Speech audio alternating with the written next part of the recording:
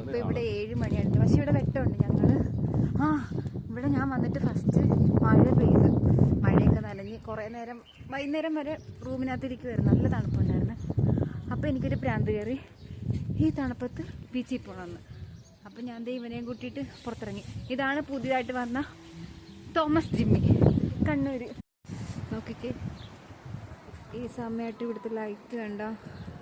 ഇതാണ് ബീച്ച്. നല്ല രസമില്ലേ?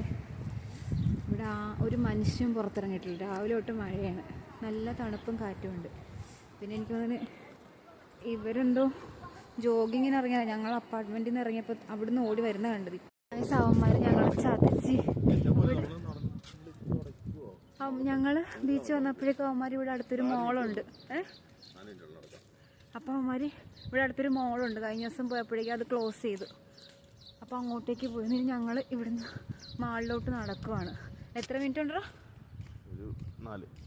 4 മിനിറ്റ് നടത്തുന്നുണ്ട്. എനിക്ക് മാത്രമല്ല പട്ടത്, ഇവിടെ ഉള്ളവർക്കും ഉണ്ട്. ദേ നോക്കിക്കേ, നടക്കാൻ ഇറങ്ങിയിട്ടുണ്ട്. വേറെ അങ്കിളും കൂടെ ഉണ്ട്. ആ അങ്കിള് അവിടെ നിൽപ്പുണ്ട്. ഇവിടെ എല്ലാവരും ഇങ്ങനെ സാധാരണ സമയങ്ങളിലൊക്കെ സാധാരണ ദിവസങ്ങളിലൊക്കെ ഇങ്ങനെ പെറ്റ്സുമായിട്ടൊക്കെ നടക്കാനൊക്കെ ഇറങ്ങും. ഞാൻ പക്ഷെ ഓർത്തുനിന്ന് മഴയൊക്കെ പെയ്ത് കാരണം ഇന്ന് ആരും ഇറങ്ങത്തില്ലെന്നാണ് ഓർത്തത്. ഇതിലേതോ ഒന്നാണ് മാളെന്നാണ് ഞങ്ങൾക്ക് അറിയാം. പക്ഷെ അതാണ് മാള്. ഇത് കണ്ട കൊള്ളത്തെ സ്ഥലങ്ങളൊക്കെ കണ്ട. നല്ല തണുപ്പുണ്ട്. നമുക്ക് എന്ത് രസമുണ്ട്. പക്ഷെ ഞങ്ങളുടെ അടുത്തായിട്ട് ഇങ്ങനെയൊന്നും ഇല്ല. മാളിലോട്ട് പോകുന്ന വഴി അറിയാൻ വേണ്ട. അത് കാരണം ഞാനും അവനും കൂടെ ഇവിടെ മുഴുവൻ കറങ്ങി നടക്കും. പക്ഷെ എനിക്ക് 2-3 ഫോട്ടോ ഒക്കെ എടുത്താണ്. അടിപൊളി ഫോട്ടോസൊക്കെ ഉണ്ട്. മാളിലോട്ട് പോകുന്ന വഴി അറിയാൻ പറ്റാത്ത കാരണം ഈ വഴി കറങ്ങി എവിടെ ചെല്ലുമെന്ന് ഞങ്ങൾ നോക്കും. ചോദിക്കാൻ ഒരു മനുഷ്യനില്ല ഇവിടെ, എന്ന് പറയാവാ. എല്ലാവരും വീട്ടിൽ കയറി ഇരിക്കുമെന്ന് തോന്നുന്നു. മാളിൽ നിന്ന് അവിടെ നിന്ന് ഇങ്ങോട്ട് നടന്ന സംസാരിച്ച് വഴി തെറ്റിപ്പോയി. ഞങ്ങളിപ്പോൾ ഗൂഗിൾ മാപ്പിൽ ലൊക്കേഷൻ ഇട്ട് നടക്കുക. ഇനി ഇവിടുന്ന് 5 മിനിറ്റ് എന്തോ കാണിക്കുന്നുണ്ട്. എനിക്കറിയത്തില്ല. ഇവരാ പറയുന്നത് നേരെ നടന്ന 5 മിനിറ്റും കൂടെ ഉള്ളെന്ന്.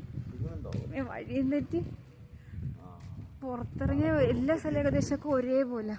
വഴി അറിയത്തില്ല എനിക്ക്. ഇല്ല കൈസ, എനിക്കിപ്പോൾ വഴി മനസ്സിലായി. ഞങ്ങളുടെ അപ്പാർട്ട്മെൻറ്റിൻ്റെ താഴത്തെ ഇട്ട് ഇറങ്ങുമ്പോഴേക്കും ഒരു ഷിപ്പുണ്ട്. ആ ഷിപ്പ് ഞാൻ കണ്ടുപിടിച്ചു. അത് ഇവനറിയത്തില്ലായിരുന്നു. ഇപ്പം എനിക്ക് മനസ്സിലായി. ഫൈനലി അപ്പാർട്ട്മെൻറ്റിൽ എത്താറായിട്ടുണ്ട്. സന്തോഷമുണ്ട്. ഇല്ലെങ്കിൽ അവന്മാർ ഞങ്ങൾ തല്ലിക്കൊന്നു. അവന്മാർ മാളിൽ നിന്ന് വന്നാലും ഞങ്ങൾ എത്തത്തില്ല റൂമിൽ.